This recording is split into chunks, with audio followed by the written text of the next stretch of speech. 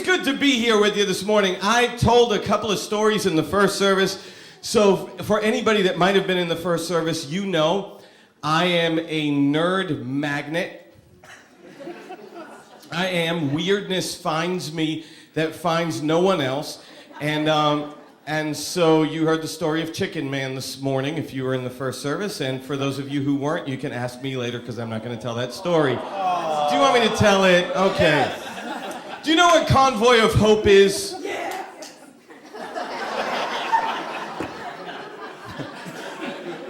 Dude, I'm too old for you to yell out like that all of a sudden. But anyway, we're at Convoy of Hope, and my team helped set up everything, all the tents and everything. It's a community outreach. There are these big, like, circus kind of tents set up, and people come from around the community. We had thousands of people come. We led people to the Lord. It was an amazing time. But I'm going to check up on my team because they're setting up. I have about 34 of us all together in the ministry. Our students come from around the world. And so I go down there and check up on them, and it's in a school field. And they're all like, "It's going great, Pastor Brian, it's going great." And I look across the field, and they're, just so you know, my wife is always telling me, turn off the tractor beam. I have this thing about me that attracts the weirdest people, like, look back there. And so, no, I'm just kidding. And so I'm standing in this field, and here comes this guy, just like this. And I'm wondering what in the world he has on his head, because there's something just kind of doing this on his head. He had tied to his head, I lie not. I have witnesses, y'all. See, I said y'all. I have witnesses. He had an air freshener, you know, one of those trees tied around his head, and it's just kind of flapping as he comes to me, and I'm not... JP, you were probably the closest to me. Tal and Davey were somewhere around. And this guy comes up to me and he's like, dude, do you have any money, dude? Because I really need a Coca-Cola. That's exactly how he was talking. And of course, there were other things going on that I can't say publicly. And so he's got this tree tied to his head, and I'm distracted because the wind's blowing and the tree's going like this. And I want to go, dude, you have a tree on your head, dude. And so he's standing there, he's like, dude, do you have any money so I can get a Coca-Cola? Because there's a convenience store over there. He's like, I have to go over there and help McCain win the election. Okay. If John McCain had any idea. So I'm trying to get my wallet out to give him some money, just to say, dude, love you, but see ya.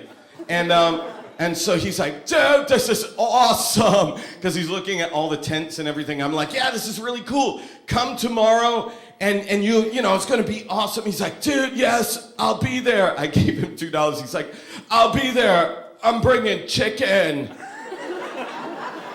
And he turned around and he left. Bringing chicken is not a church potluck dinner. And you bringing chicken for?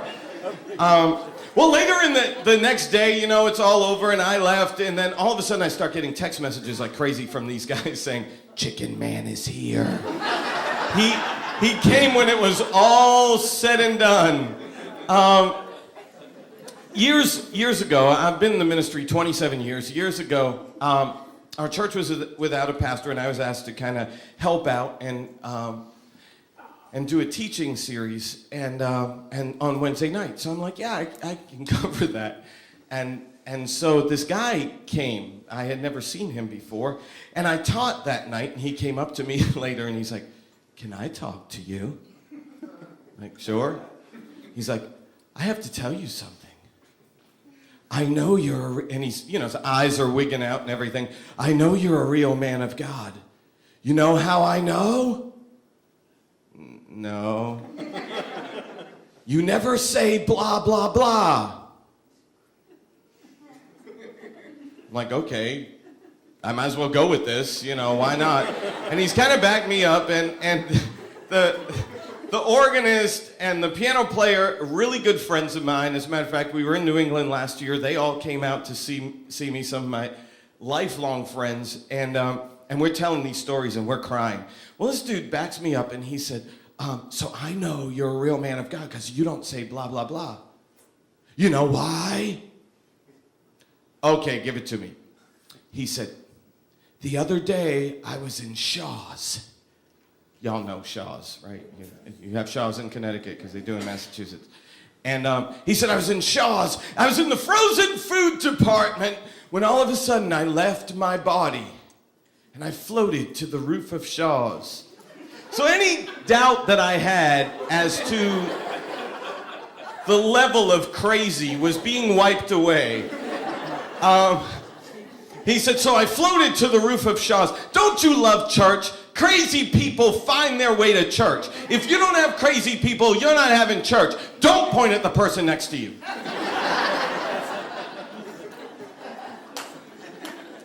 Crazy people find church. Y'all, stop it. Crazy people find church. Why? We should be the people that love them when nobody else does. And you know what? Not that I'm not going to talk about crazy right now. So anyway, he said, so I'm on the roof of Shaw's and all I hear is blah, blah, blah, blah, blah, blah, blah, blah, blah, blah, blah, blah. He said, do you know what blah, blah is? It's alb backwards. And I'm thinking, well, technically it's halb backwards, but whatever. He said, do you know what an alb is? And I did. It's part of a priest's garment. He said, so an alb is part of what the priest wears, so blah is the opposite of a priest. I'm thinking, you know, for crazy, you got a pretty good progression of thought here. He said, I realized as I'm on the roof of Shaw's, I'm with the spirits of all the false prophets. What did you do before you went to Shaw's? You know what I'm saying? And so anyway, he said, so there I am on the roof of Shaw's and I'm hearing blah, blah, blah, blah, blah, blah, blah, blah, blah.